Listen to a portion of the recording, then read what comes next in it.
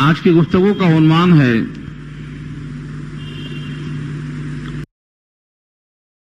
پہلا رکوع. اس کا نام ہے بنی اسرائیل، اس لیے کہ اس صورت میں اللہ تعالیٰ نے بنی اسرائیل کے اہم واقعات کا تذکرہ کیا. بنی اسرائیل کہتے ہیں اولاد یعقوب کو، جس سے مراد یہودی ہیں. اولاد یعقوب کے سلسلے میں ہی حضرت موسیٰ کی قوم ہے اور ان کے ماننے والوں کو یہودی کہا جاتا ہے. اس صورت میں ان کے احوال کا تذکرہ ہے، اسی لیے اس کا نام سورہ بنی اسرائیل ہے. یہ صورت مکے میں نازل ہوئی ہے، مکی صورت، عقائد پر بحث ہوگی. 111 آیتوں پر مشتمل ہے اور 12 رکوع ہیں. یعنی کہ 12 رکوع کا مطلب کم سے کم 12 درس میں یہ مکمل ہوگی. پہلا جو لفظ آیا ہے سبحان، یہ مصدر ہے. مصدر کے معنی ایسا اسم، ایسا ناؤن جس سے ورب نکلتے ہیں، جس سے ورب بنتے ہیں. تو سبحان مصدر ہے، اس سے سبح فعل ماضی بھی نکلا ہے، یسبح فعل مضارع نکلا ہے، سبح امر نکلا ہے. یعنی اللہ کی پاکی ہی بیان کرتے ہیں، ماضی میں بھی، حال میں بھی، مستقبل میں بھی. اور اللہ کا حکم بھی ہے سبح بحمد ربک، تسبیح بیان کرو. سجدے کی تسبیح اور رکوع کی تسبیح اسی پر عمل ہے. سبحان ربی العظیم اور سبحان ربی الاعلیٰ اسی پر عمل ہے. یہ لفظ سبحان سے اللہ نے آیت کا آغاز کیا ہے، کیونکہ جس جگہ کوئی اہم واقعہ پیش آتا ہے عقل انسانی میں واقعہ نہیں بیٹھتا، عقلاً اس کو انسان حقیقت سے دور سمجھتا. ایسے موقع پر سبحان کا لفظ آتا ہے کہ اللہ کی ذات پاک ہے. جو واقعہ تمہارے دماغ میں نہیں اتر رہا ہے اللہ اس پر بھی قادر ہیں، وہ اس سے زیادہ بھی اہم واقعات تمہارے لیے دکھا سکتے ہیں. اس لیے اس واقعے میں شک نہ کرنا چاہیے. سبحان پاک ہے وہ ذات. الذی اسرا، الذی مانے جس نے، اور اسرا راتوں رات سفر کرایا. اسرا فعل ماضی ہے، اس کا مادہ ہے اسراء، رات میں سفر کرنا. دن کے سفر کو اسرا نہیں کہیں گے، رات کے سفر کو اسرا کہیں گے.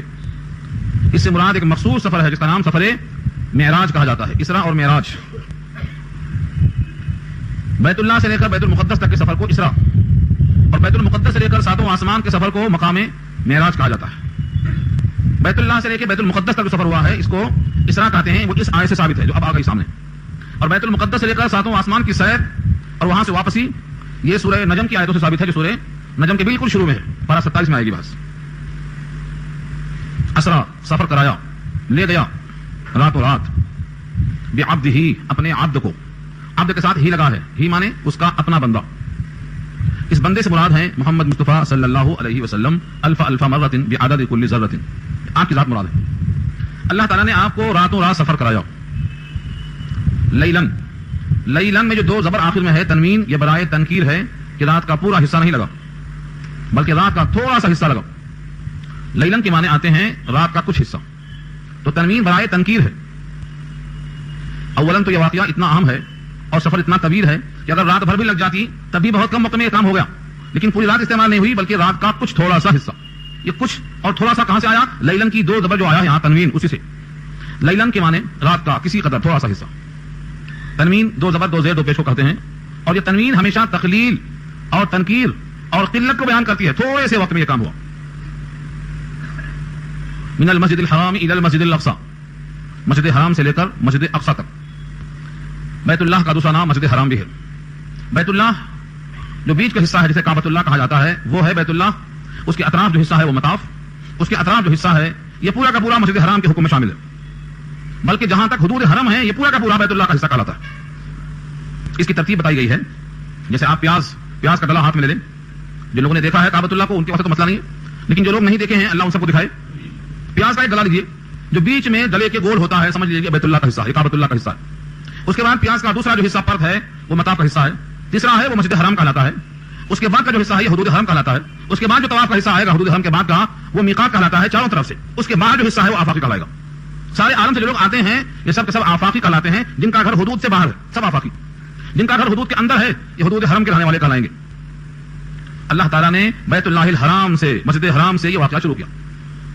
ایک روایت میں ہے کہ یہ واقعہ ام ہانی کے گھر سے شروع ہوا. ایک روایت میں یہ ہے کہ یہ واقعہ مسجد بیت اللہ کا جو حصہ حتیم کہلاتا ہے. حتیم مانے ٹوٹا ہوا حصہ، جو تعمیر کرنے سے رہ گیا تھا وہ حتیم ہے. آج بھی وہ حتیم کہلاتا ہے. وہ خانہ کعبہ کا حصہ ہے لیکن تعمیر سے رہ گیا تھا، وہ آج تک رہ گیا. دو روایتوں کی تطبیق یہ ہے کہ پہلے آپ ام ہانی کے مکان میں تھے لیٹے ہوئے، اور وہاں سے واپس آئے مسجد حرام میں حتیم میں لیٹ گئے، اور وہاں سے یہ فرشتہ آیا ہے جبریل امین جس نے آپ کو جگایا، اور جگانے کے بعد آپ کے سینے کو چاک کیا، جس کا نام شق صدر ہے. یہ شق صدر اس سے پہلے بھی دائی حلیمہ کے پاس ہو چکا تھا. جب آپ بچپن میں 6 سال کی عمر میں دائی حلیمہ کے پاس تھے اور رضائی بہن شیمہ کے ساتھ کھیل رہے تھے، وہاں بھی آپ کا سینہ چاک کیا گیا تھا. سینہ چاک کر کے دل کو باہر نکالا گیا تھا, صفائی کر کے پھر اس کو رکھ کر کے بند کر دیا گیا تھا. 6 سال کی عمر میں جو واقعہ پیش آیا تھا, اب نبوت کے ساتھ یہ واقعہ ہجرت پیش آیا ہے. یہ بھی نبوت کے اعلان کے 5ویں سال پیش آیا ہے. وہ آپ کی عمر شریف 45 سال کی تھی ایک قول کے مطابق. دوسرے اور بھی بہت سے اقوال ہیں, لیکن ان تمام اقوال کا حاصل یہ ہے کہ یہ واقعہ ہجرت سے پہلے کا ہے. کسی نے کہا 1 سال پہلے ہے, کسی نے کہا 18 مہینے پہلے ہے, لیکن یہ بات طے شدہ ہے کہ یہ واقعہ رجب کی 26 تاریخ 27ویں شب کا ہے. رجب کے ماہ میں جب رات 27ویں آئی, اسی شب میں پیغمبر نے سند معراج کی پائی. تو یہ واقعہ زیادہ مشہور ہے کہ رجب میں واقعہ پیش آیا ہے. دوسرے اخبار ہے کہ ربیع الثانی میں پیش آیا ہے. یہاں سب سے زیادہ جو اہم اور لطیف بحث ہے وہ یہ ہے کہ معراج جسمانی ہوئی کہ روحانی ہوئی.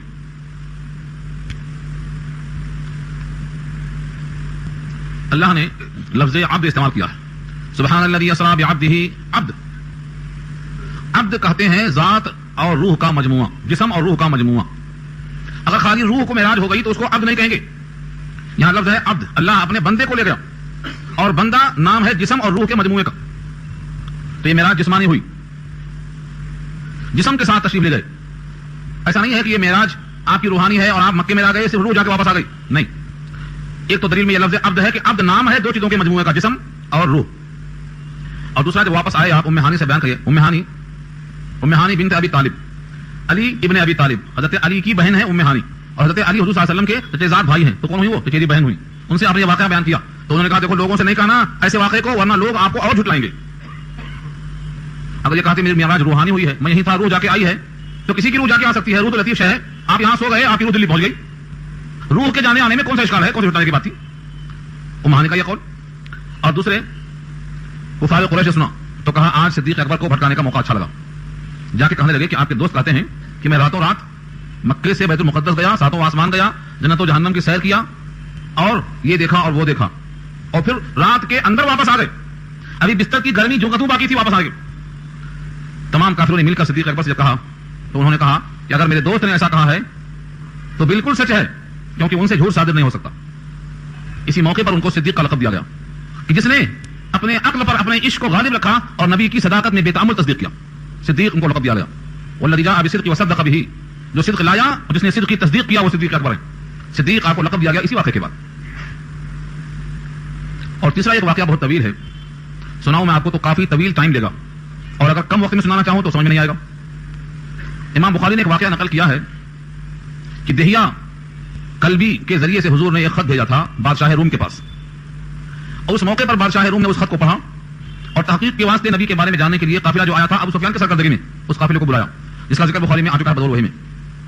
اس موقع پر حضور صلی اللہ علیہ وسلم کے بارے میں ابو سفیان سے سوالات ہوئے.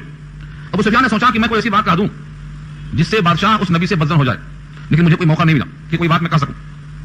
بالآخر کوئی موقع ملا تو یہی ایک ملا کہ میں ایسی بات کہہ دوں کہ آپ خود فیصلہ کر لیں کہ ہو سکتا ہے یا جھوٹ ہو سکتا ہے. تو ابو سفیان نے اس بادشاہ کے سامنے یہی واقعہ پیش کیا معراج کا, کہ وہ صاحب ایسے ہیں, کہتے ہیں ایک رات میں میں اتنا لمبا سفر طے کر کے آ گیا, اب آپ بتاؤ سچ ہے کہ جھوٹ ہے.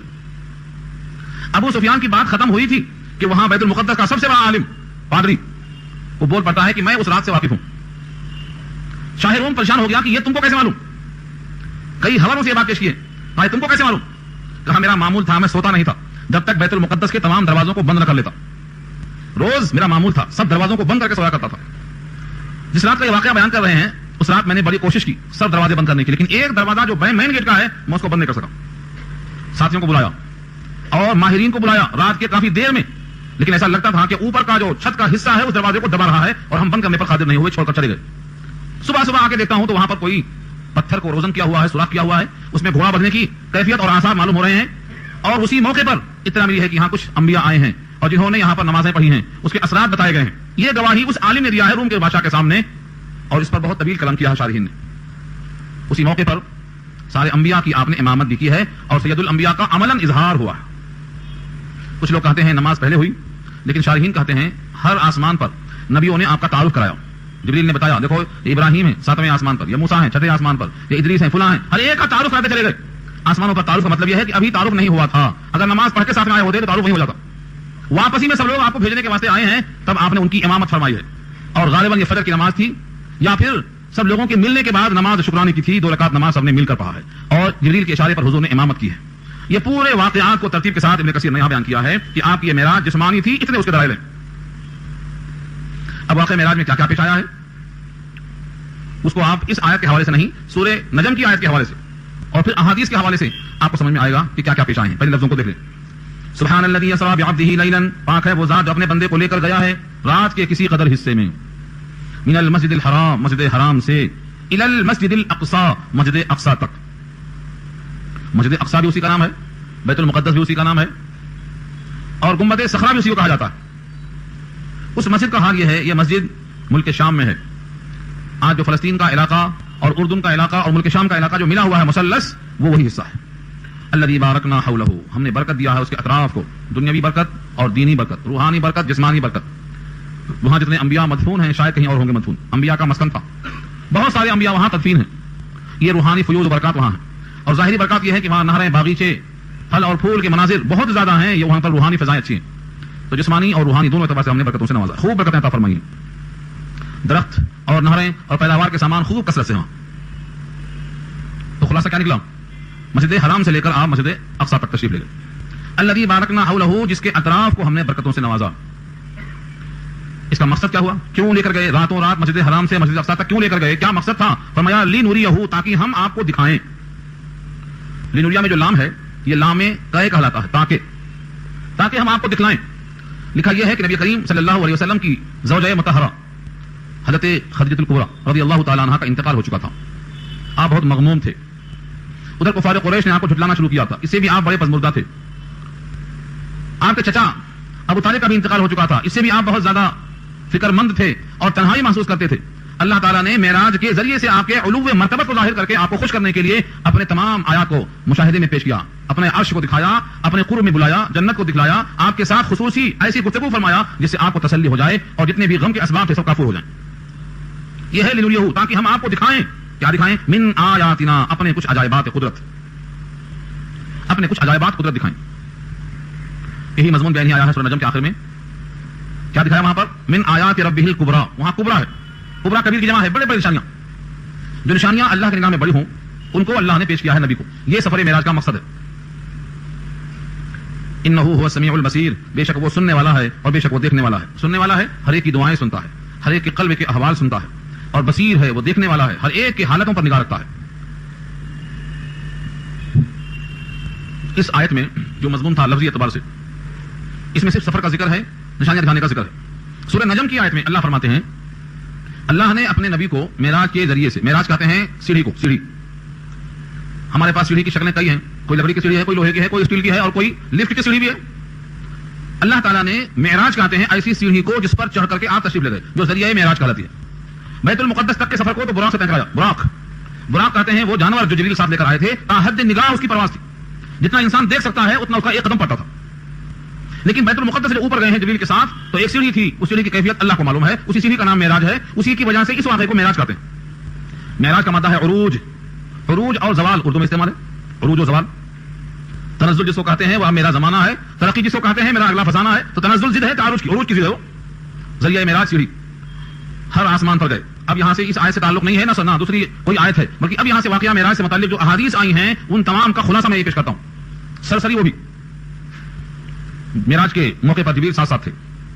بیت المقدس سے ساتھ نہیں ہوئے بلکہ آپ نے جبریل امین نے آ کر جگایا ہے حتیم کے علاقے سے. حتیم میں آپ کو جگایا ہے اور وہیں سے جگانے کے بعد خوشخبری سنایا ہے کہ اللہ نے آپ کو بلایا ہے قرب خاص عطا فرمانے کے لیے. جبریل نے اس موقع پر آپ کے سینے کو پھر چاک کیا اور جبریل خود کوئی کام نہیں کرتے، اللہ کے حکم سے ہوا.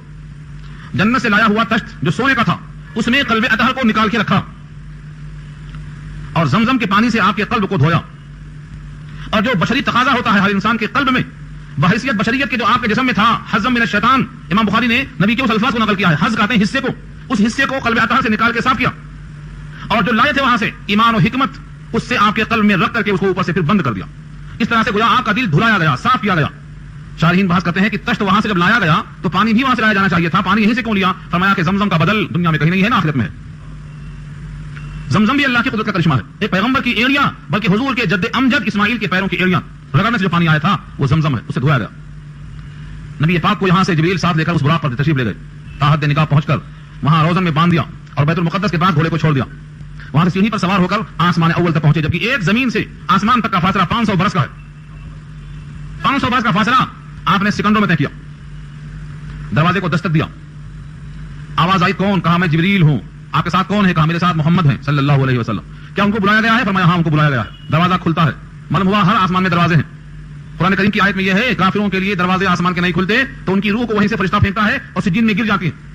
لا تفتح لهم ابواب السماء. دروازے نہیں کھلتے آسمان کے ان کے واسطے. یہ جبریل ہے جس کا حکم چلتا ہے. مطاع ثم امین.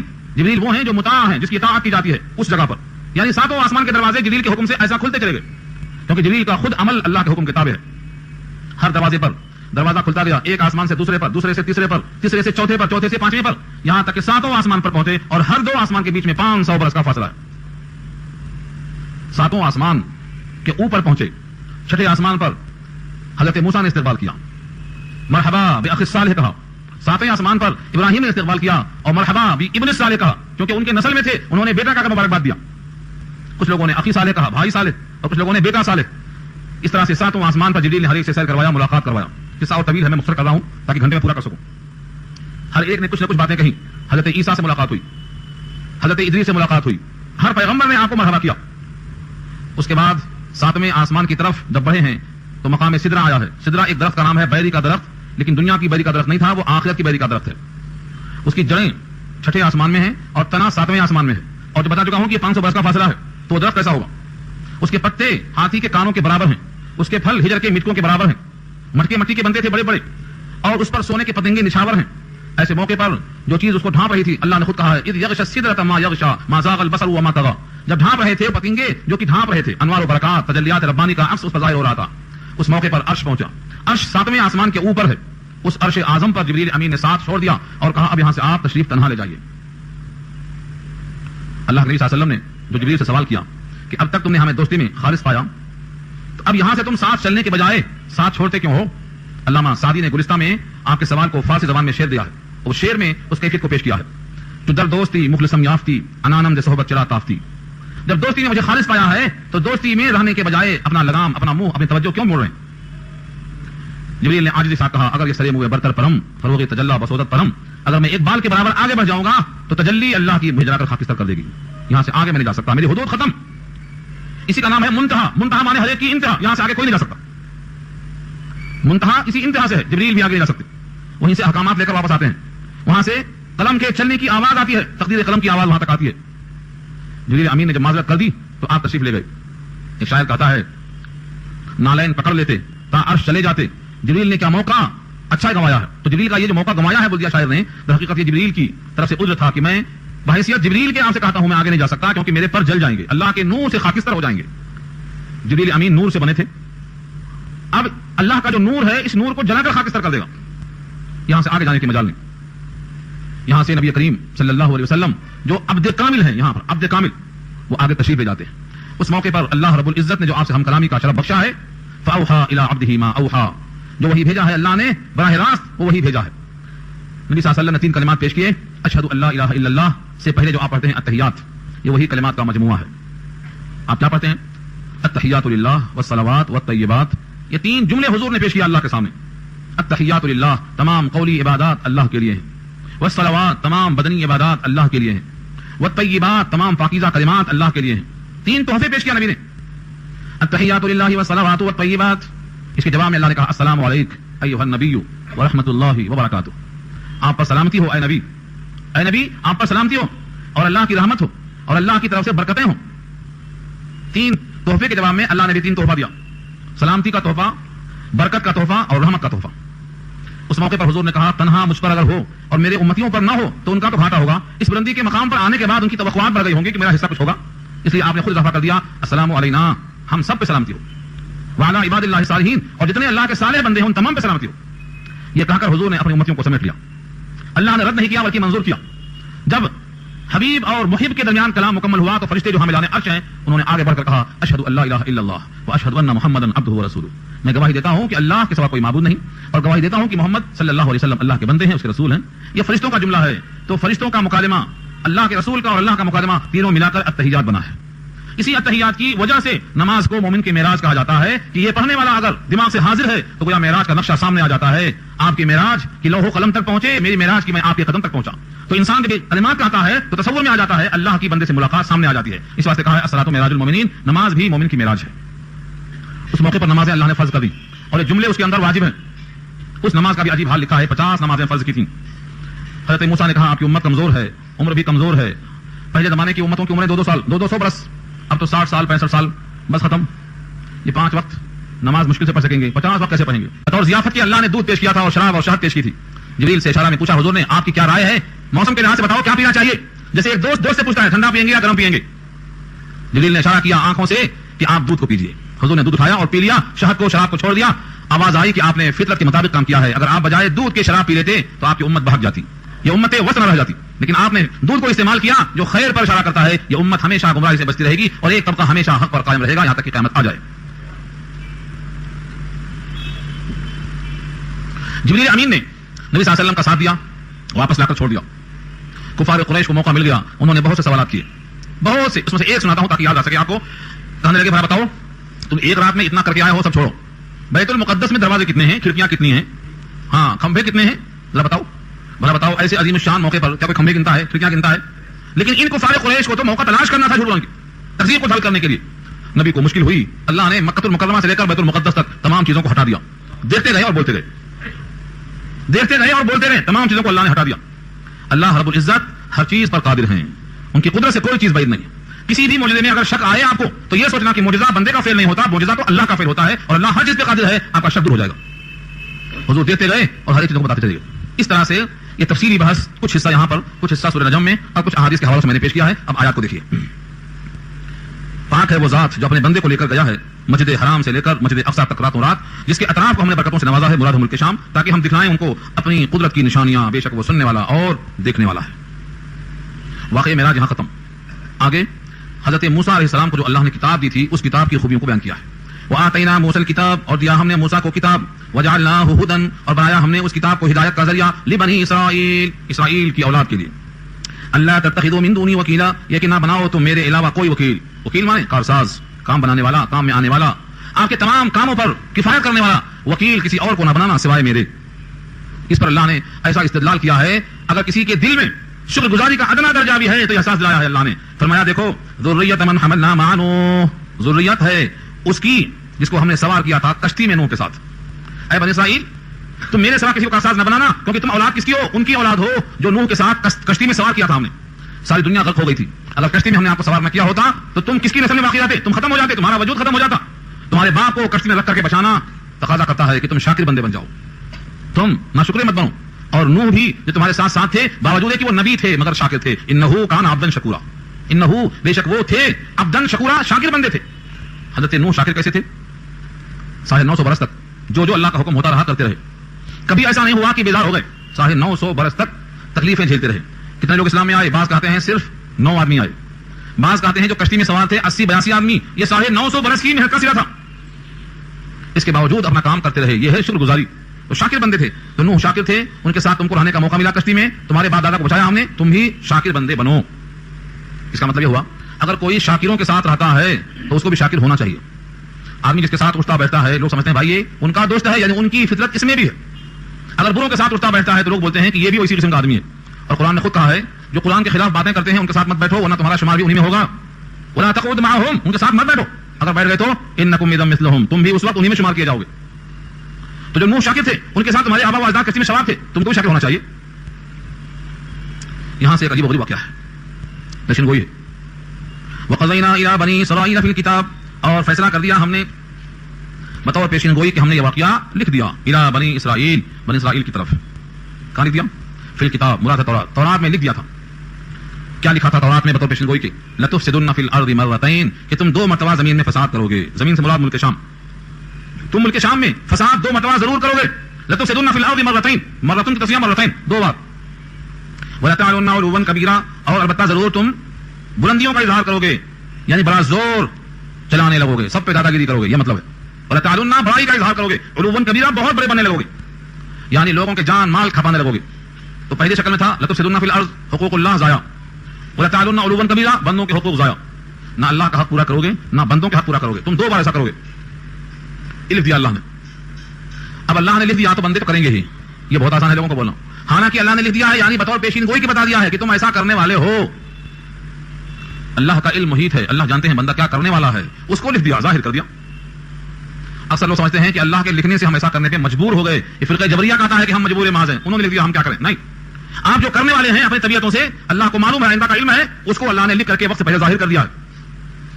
آپ کے عزم و ارادے سے اللہ واقف ہے. تو 2 بار تم فساد کرو گے زمین میں. اس پر جو واقعات لکھے ہیں ابن کثیر 6 واقعات لکھتے ہیں. 6 کو سنانا تو مشکل ہے, لیکن 2 واقعہ اس کا مرادی معنی ہے.